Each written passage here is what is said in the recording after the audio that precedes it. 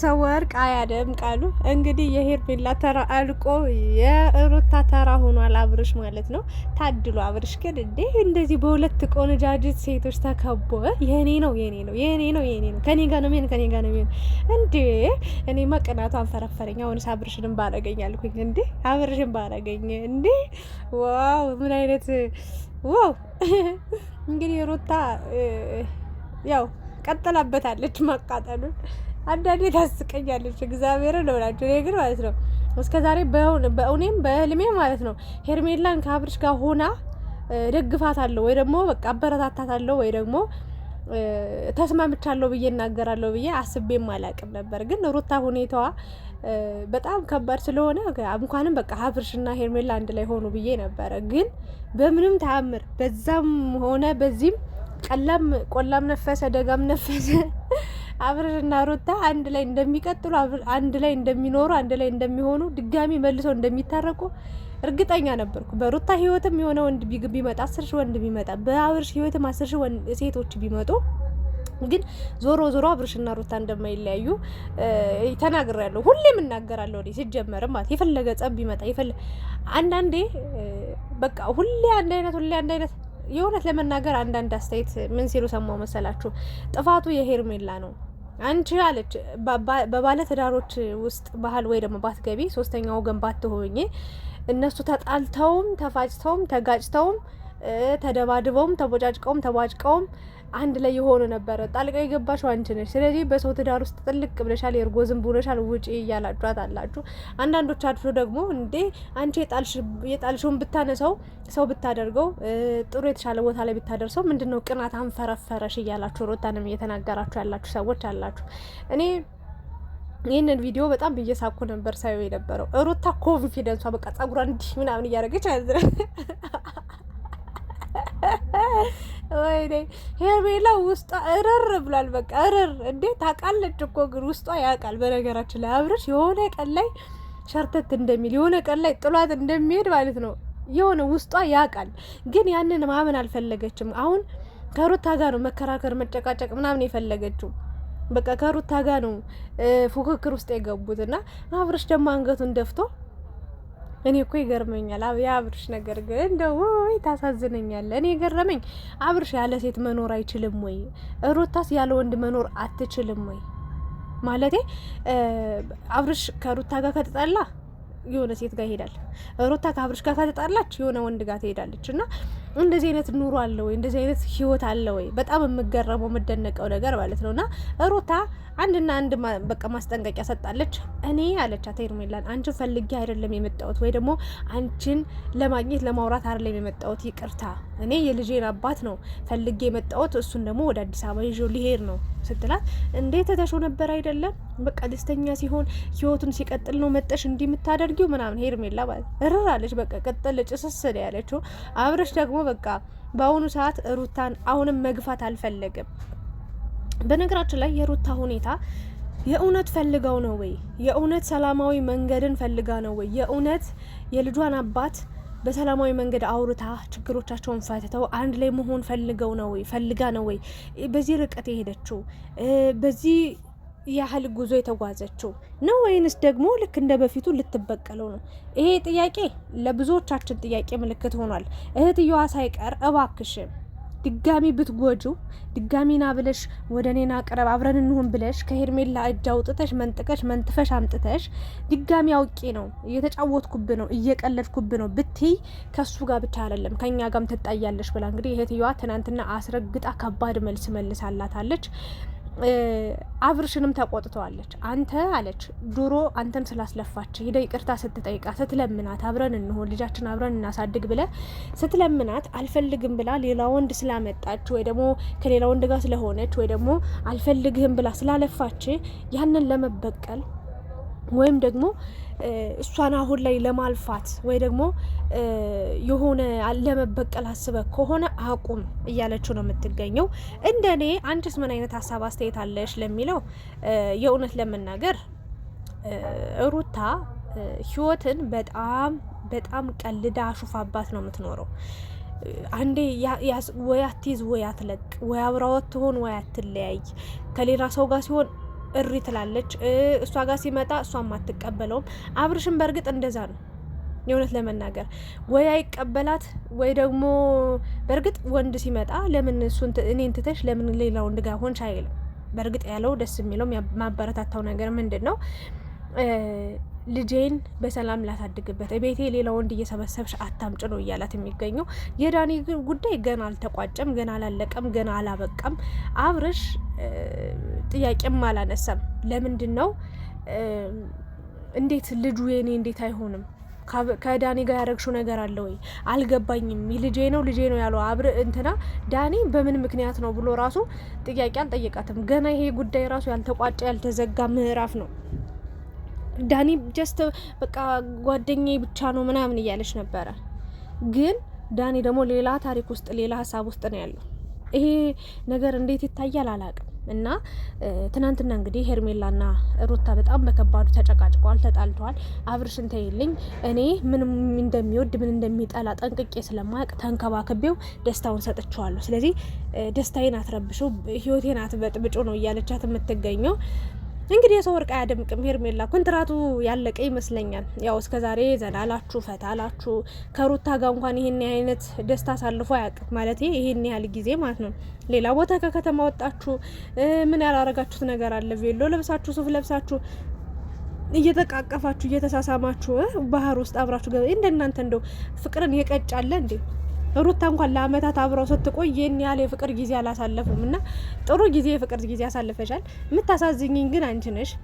ጥፋት አለብሽ ምናምን ልልሽ አልችልም፣ ልወቅስሽም አልችልም። ምንትኑ ሞራሉም የለኝም። ግን ሩታ አትለቀውም። በቃ ይህንን ማወቅ መቻል አለብሽ። አሁን አብርሽ ደግሞ ወላዋይ ነው።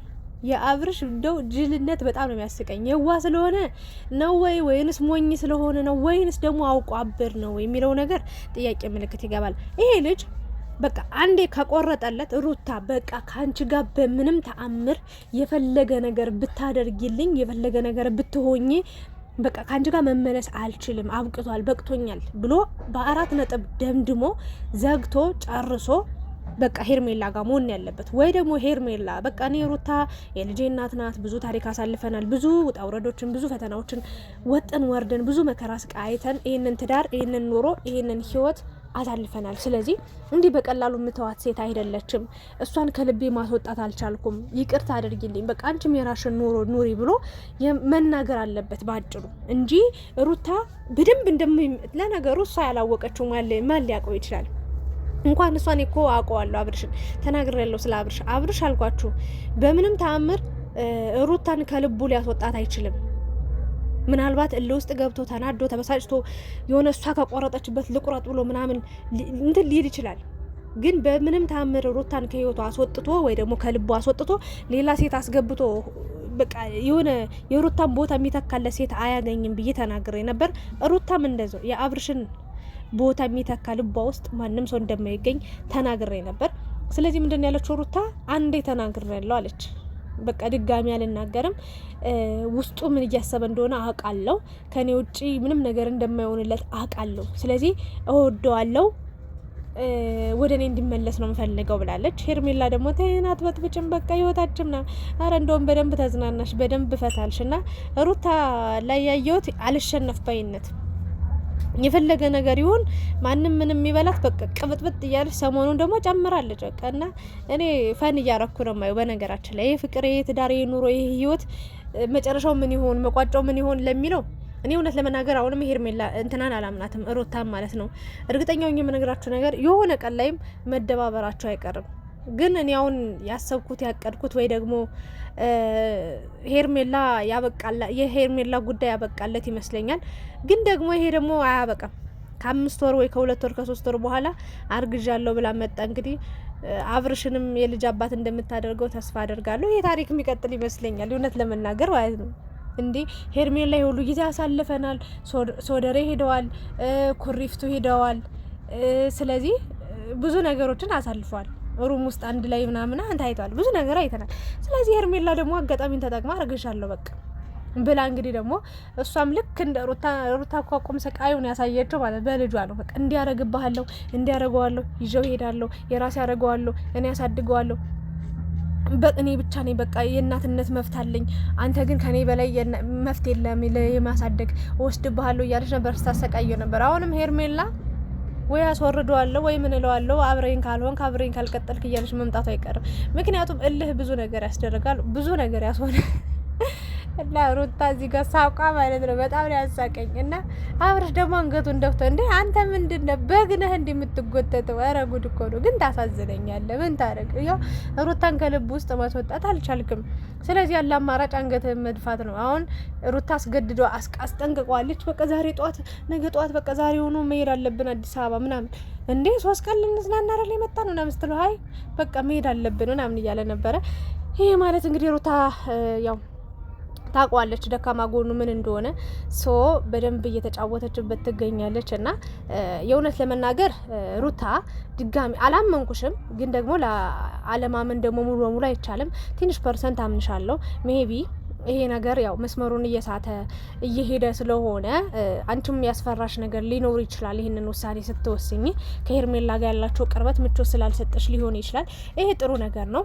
ግን አብሮሽ ከሆነ በኋላ አብሮሽ ከቀጠለ በኋላ አይሆንም እንደዚህ አርገኝ ነበርኩ አንተ ሄርሜላ ጋር እንዲህ ሄደህ ስታረግ እኔ እንደዚህ ምናምን ብለሽ ሌላ ታሪክ ፈጥረሽ ደግሞ ልቡን ድጋሚ ከጎዳሽው እንኳን እኛ ቤተሰቦች ራሱ ይቅር አይሉሽም። እንኳን ቤተሰቦች እግዚአብሔር ራሱ ፈጣሪያችን የፈጠረሽ አምላክ ራሱ በቀልን አይወድም ፈጣሪ። ስለዚህ እግዚአብሔርም ሊቆጣሽ ሊያዝንብሽ ይችላል። እንደዛ ማድረግ የለብሽም። በቃ ህይወታችሁን ኑሩ። እስኪ እግዚአብሔርን ፍቅርን እስኪ ያሳዩን። አሁን ጾም ነው የሁላ እናንተ ያው ሩታ እንደማትጾም አውቃለሁ፣ ግን ማለት ነው በቃ የሁላችን ጾም ነው። ጸሎት ዱአ የሚደረግበት ወቅት ነው። በቃ የጾም ወቅት ነውና ፍቅርን አሳዩን እስኪ። ኢትዮጵያ ውስጥ እንደዚህ አይነት ፍቅርም አለ እንዴ? እስኪ አስቀኑን። በቃ እግዚአብሔርን ትዳሩን ጥሩ ትዳርን አኗኗርን ጥሩ ፍቅር አሰጣጠን ሴቷ ለወንዱ የምትሰጠው የፍቅር ነገር ወንድየው እንደዛው እንዴት አድርጎ ለሴቷ ፍቅር እንደሚሰጣት በምን አይነት መልኩ እንደሚንከባከባት አሳዩን። ልጅ ወልዳችሁም ልጅ እንዴት እንደሆነ አስተዳደግ ምናምን ቤታችሁ ውስጥ እስኪ ቁጭ እያላችሁ አንቺ ሰርፕራይዝ እያደረግሽ እሱ ሰርፕራይዝ የግድ በቃ እናንተ ዝሙት ካልሰበካችሁ የግድ አንቺ ወንድ ይዘሽ መጠሽ ካልተሳሳምሽ ካልተዳራሽ እሱ የግድ ሴት ይዞ መጦ ካልተሳሳመ የሆነ ነገር ካላረገ የሆነ አይታይላችሁ። አረ እንደውም እግዚአብሔር ይመስገን የእናንተ እይታማ ይገርማል እኮ የእውነቴን ማለት ነው። በቃ ምንም ይፖሰት ምንም ከ300 ከ200 ሺህ በታች ታይቶላቸው አያውቅም አንድ ቪዲዮ በታሪክ ማለት ነው። ይሄ ሁሉ አለ። ግን እንደዚህ የወረደ ነገር ከምትሰሩ ወይ ደግሞ እንዲህ አይነት በቃ የወረደ ነገር ከምታደርጉ በቃ ደስ የሚል ፍቅርን አስተምሩን። በቃ እስከዛሬ ብዙ ነገር አሳያችሁን። የማይደረግ ነገር ዓለም ላይ ተደርጎ ተሰምቶ የማይታወቅ ነገር አደረጋችሁ። ሁሉም ሰው አፉን በእጁ ይዞ ዝም አለ። በቃ ብዙ ታሪኮችን አደረጋችሁ። በቃ ታይቶ የማይታወቅ ዓለም ላይ ብዙ ነገሮችን አደረጋችሁ። በቃ አለፈ ያለቀ። አሁን ላይ ደግሞ እስኪ ስለ ፍቅር ስበኩ፣ ፍቅርን አስተምሩን። ይህንን ነው ልልም ችለው። ለማንኛውም ሄርሜላ ግን ሩታም ነግራሻለች። ተይ ያኔ ምን ብለሽ የነበረ ትያለሽ። የምትጸጸችበት የምትቆጭበት ቀን ይመጣል።